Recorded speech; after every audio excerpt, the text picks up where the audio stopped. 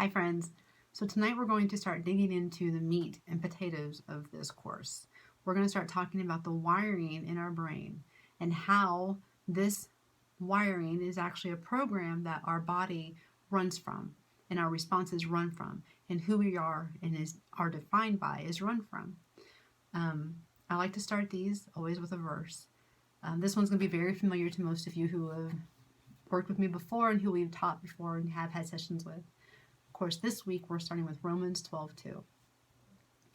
And of course, I'm reading it so I get the words right.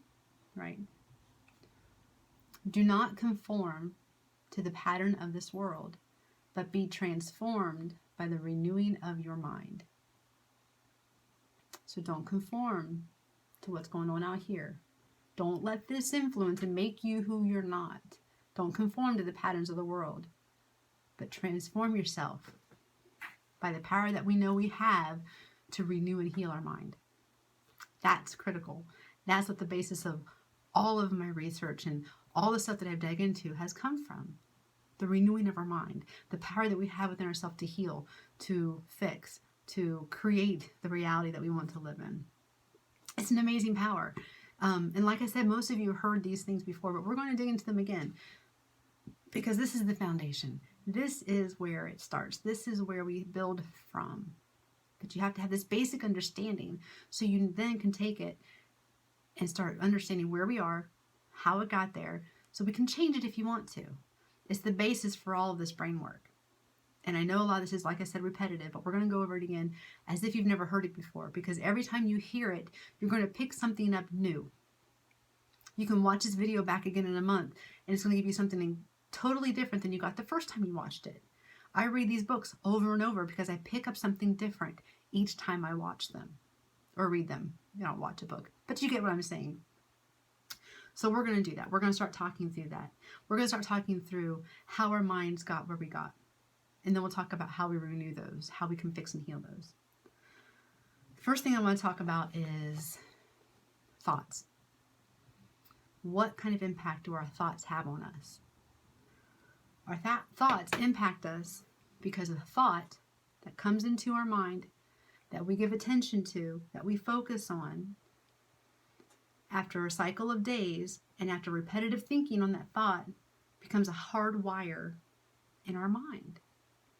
Sounds incredulous, I know. I get it. I didn't believe it till I saw it from a scientific perspective. You know me, I'm the researcher chick. So I've researched, I've dug in, I've looked at the books, I've looked at what they could show in brain scans from one point to the next. I dug into these things, and there's a lot of these things supported by scientific evidence. For example, I'll show you this. This is a thought becoming permanent wiring in our brain. When we have a thought, when we let it into our brain, it starts out here.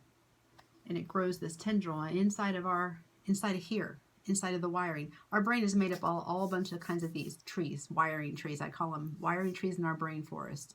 And those decide how we react, because this is what tells our body how we're supposed to react. For example, if I smell my mom's homemade cinnamon rolls she used to make when I was little, if I smell that smell, my brain tells me, there's that smell. I know what to do when she smells that smell. We're going to salivate. My mind tells my saliva glands to produce saliva because it just, makes me want to salivate for those cinnamon rolls. I need a drink right now because I'm salivating thinking about my mother's homemade cinnamon rolls that she hasn't made for years. They're not here.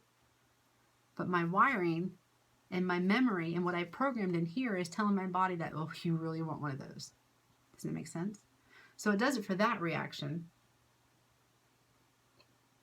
It also does it for every other reaction. Every reaction we have is because we programmed our minds to do that. Every single one of them. And it all starts with a thought. It all starts right here. A little thought comes into your mind. And the more you focus on a thought, let's just play through this. So let's talk about those mean girls in the hallway again. Let's keep a little continuity through our stories here. So we were walking down the hallway at work. I hear a group of girls snickering and kind of making snide comments about me. Again, in the example, let's just say it was because, oh, we're back from the holidays. Looks like Robin had some cookies. She really enjoyed eating this season. Where that could bother me. That thought comes in. I hear that. I have input. I create a thought. I give it weight in my head. And I have the thought, oh, man, I did put on a little weight. Now it's in my head. Now it's in my head. It's right here. Now, as I go through days and I revisit this, I'm looking in the mirror because that's planted a seed of self-doubt.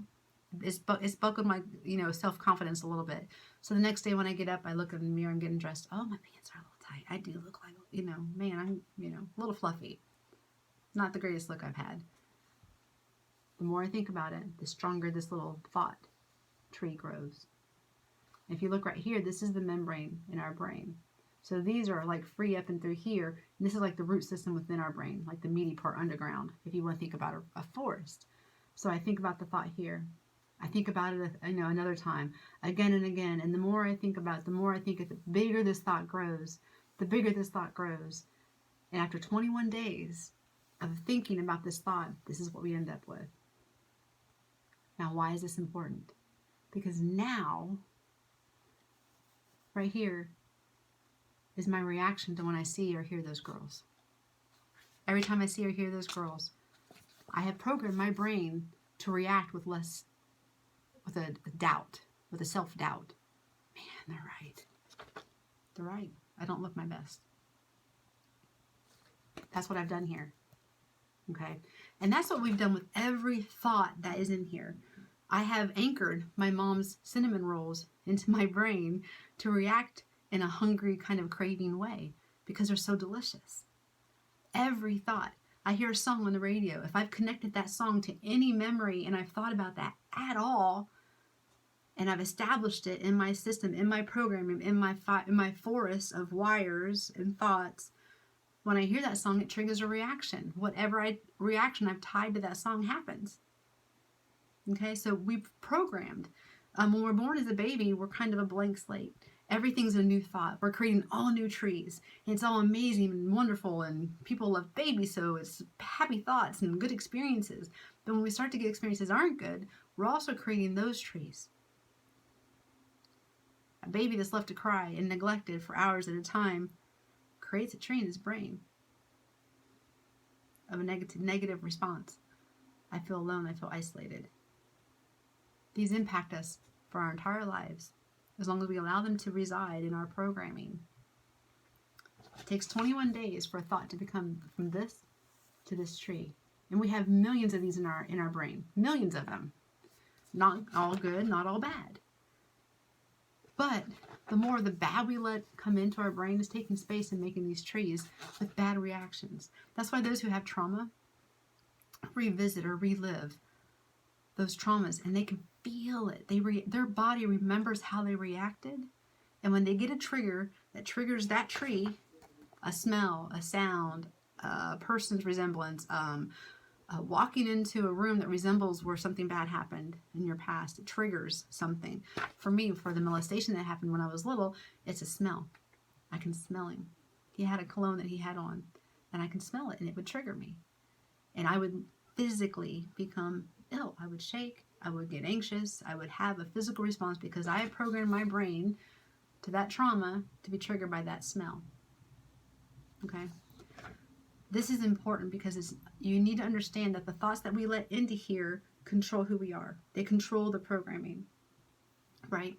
So we've talked about this before. It's our job to protect our head and our heart. The first thing we can start doing, and we've talked about this too, but I'm going to reiterate this. Some of this is repetitive, and that's okay because you need to hear these multiple times because sometimes they're going to hit you differently, like I just said. We have to control what we let in here. If I didn't let those mean girls comment to even enter into my brain, I wouldn't be doubting myself the next morning. I wouldn't have these self-confidence issues stemming from these kinds of comments, or at least that comment, or whatever. It builds the self-image of who we are. We talked about this last week. So don't let those things come into your head. If instead I had, like I had mentioned before, when those mean girls started talking, just said, nope, don't care what you think, I feel great. Isn't it a great day? And kept on walking, that thought never gets in here. I never have to deal with it later. It just isn't in here anymore. It's gone. I don't even have to deal with it. It's avoidance. I'm avoiding that future issue. So that's step one. You need to make sure you do that. I know you've heard me say that before, but it's crucial to be knowledgeable and aware of what you're letting into your programming. All right, I'm sure I got off track. We'll look at my notes. Right, so this wiring and this programming that we have in our brain becomes our autopilot. Right, just like I salivated. I didn't mean to. I just did. I just started salivating because I started thinking about the cinnamon rolls. Right, it becomes our autopilot.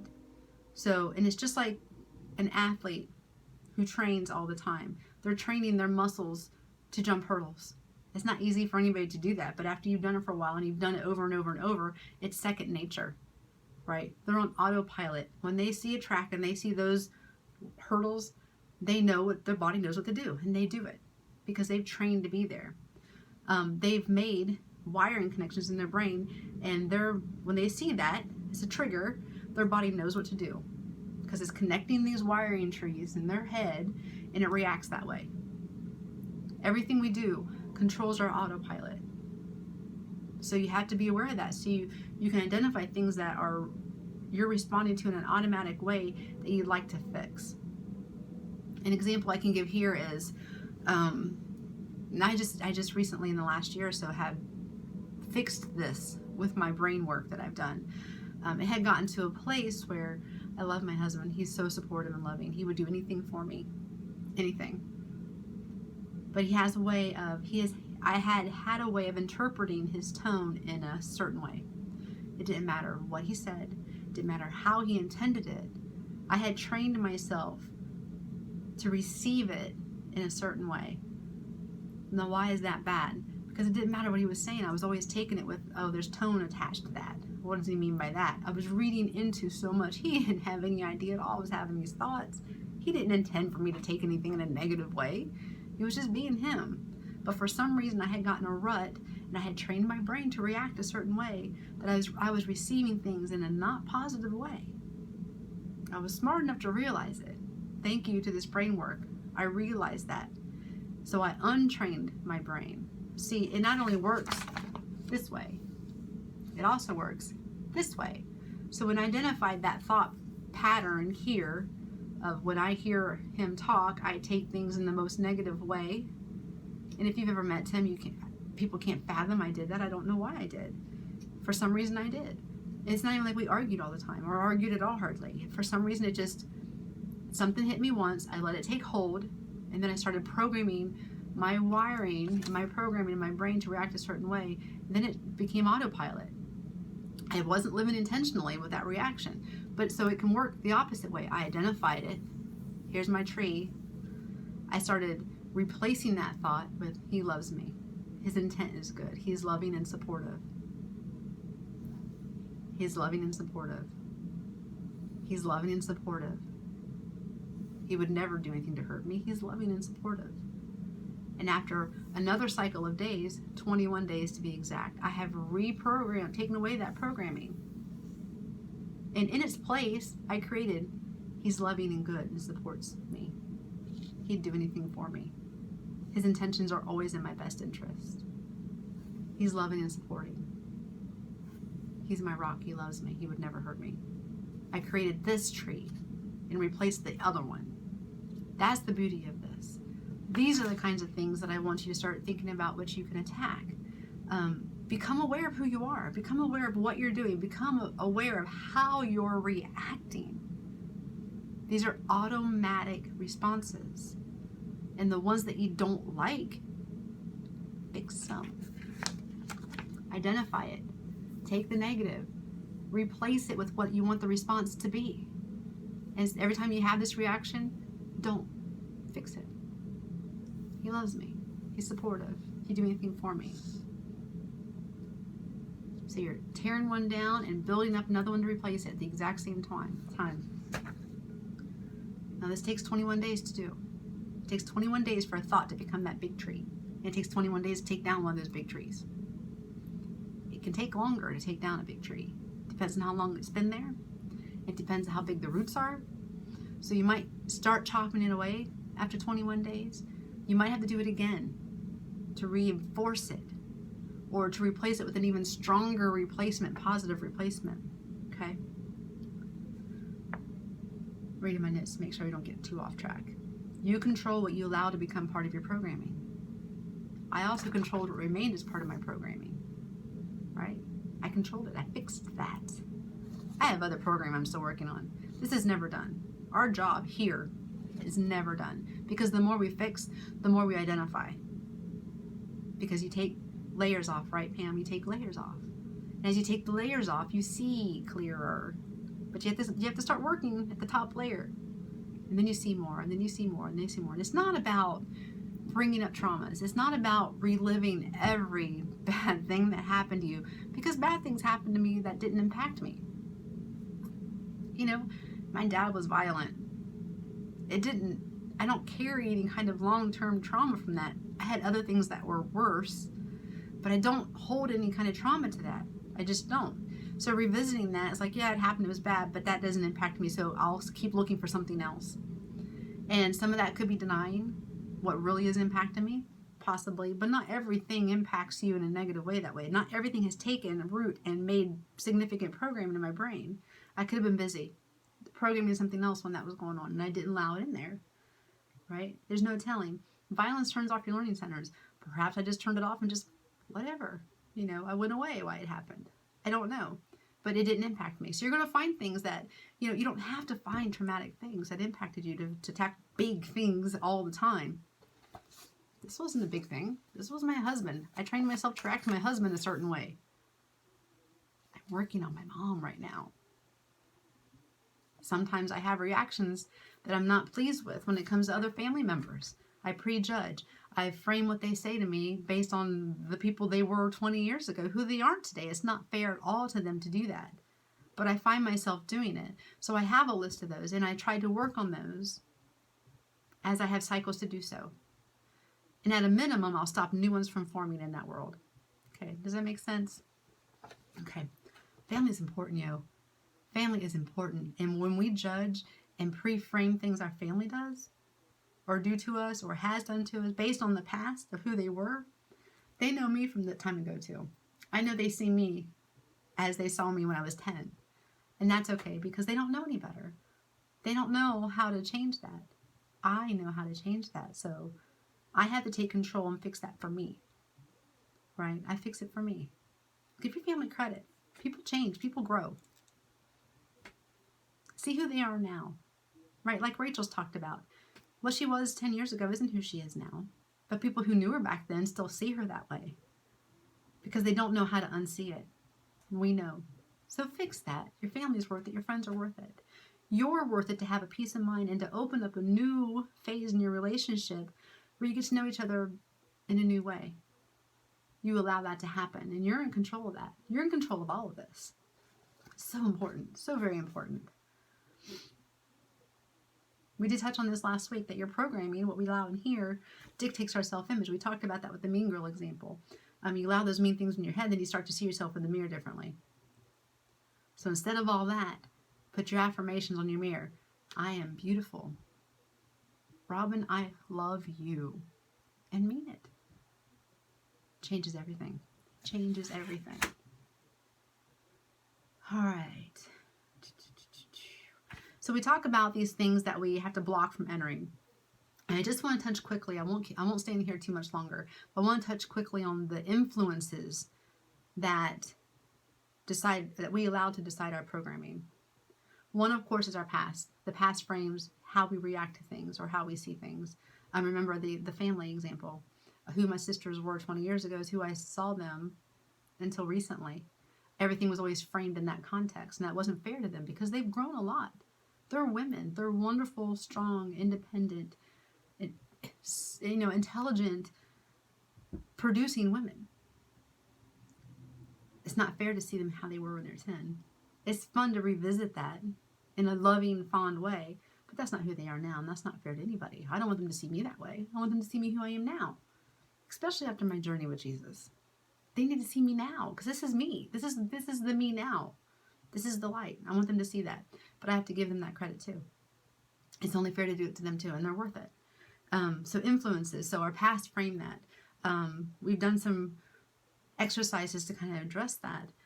There's one that I'll share, not in this video, but I think in the next session, where we do a little fixing of past memories, so we can fix those memories, frame how we see ourselves too. So not only do I see my sisters how they were back then at times, I see myself framed by my past trauma, or how I program my brain to react to that trauma. So when I react, it reinforces that programming. When I had that smell, it would reinforce the programming and take me back to that trauma. And so it was still impacting me today. And it made me see things differently. I still have trouble sometimes when I see a loving dad giving a young daughter a hug. It makes me uncomfortable. If they're their dad, or if they're not their dad, if there's anybody that loves this child, my mind often reacts in a suspicious way. That's what I'm working on too. It's a hard one, because I feel like my alerts trigger, my red flags trigger undeservingly to those people. I don't know them. I haven't seen anything inappropriate, but my first thought is, gotta watch him. Gotta watch him. People don't do that without strings, right? So I'm working on that too. That's gonna take me a lot longer. That's what I've done for several 21-day cycles, but it still impacts me. I'm still working on it, because I'm fighting the protect that child versus, are you protecting them, or are you just, putting your experiences on them? It's a hard line. It's a very hard line, but I'm learning. It's always a journey, guys, right? We work on this every day. We fail. We fall back. We move forward. We just hope we move forward more than we fall back. All right. Influences is where I was going. So those past things influence us. The thoughts we allow into our brain, the thoughts that trigger up into our head that we allow to stick, those also are influences that will grow trees. Words we let people say, words people say and we react to and listen to, those create thought patterns in our brain. Any external influences, the TV, huge source of negativity when you watch the news. Don't watch the news. One, it doesn't impact us. Two, you can't believe anything you hear. If it's important, someone's going to call you. If it's important and it impacts you directly, you're going to hear about it. You don't need to watch the news. It's not uninformed. It's protecting you from all the negativity, because there's nothing good on the news. And you're letting those negativities come in. Think about people who watch a lot of that stuff in the way they verbalize. That stuff influences what comes out of their mouth because they allow it to. So reduce those influences and protect yourself when you are around them. Don't let them take seed. What other influences do I have listed? I think that's it. So TV, radio, events that have happened, things you participate in, the people you're around have a huge influence of who you are. That's why they say you're only as good as your 5 closest friends. Right? If you're not surrounding yourself with positive, wonderful women, the kind that you want to be or you're trying to become, then what are you doing? Are you hanging out with the people you were hanging out with 10 years ago who haven't progressed? And I'm not saying you should give up all your friends. It's not what I'm saying at all. But the majority of time you spend with people influences who you are, right? I have a great tribe of God-loving women warrior that motivate, inspire me. I learn from every time we have contact. This is what I need right now. This grows me. This helps me become the woman I want to be. I purposefully choose these type of people. I may see the other, the older friends or other people that have a kind of a negative connotation or aren't exactly where I want to be. I'm not saying be rude to them. I still spend time with them. But the majority of my time that I have intentional time is spent with these group of people I have chosen for a reason. Or God has chosen to bring into my life for a reason.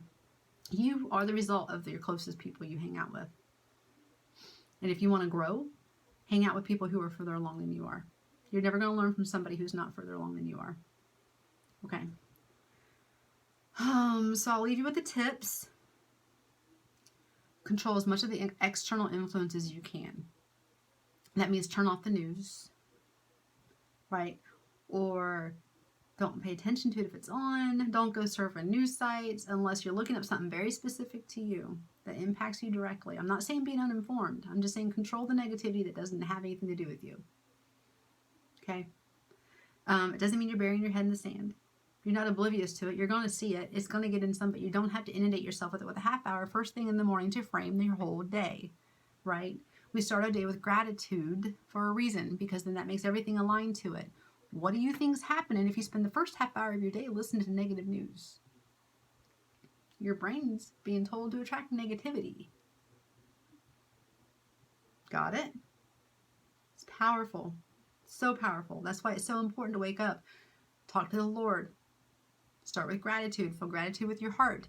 Align your day. Your day will align to that thing. If you have time for Bible study in the morning, do it. Bring the Lord in early. He will stay with you all day long. Have moments in your day that reset that. If you have moments that bring you away from it, reset it through the day. That's your job. Be intentional. Choose your life. Choose who you are. Start to begin to change the programming, or choose at least the programming that you activate in your brain. And start to think about what we're going to fix. And with that, my dearest friends, I'll call it a night. And I will talk to you next time. Have a blessed evening, and I love you all.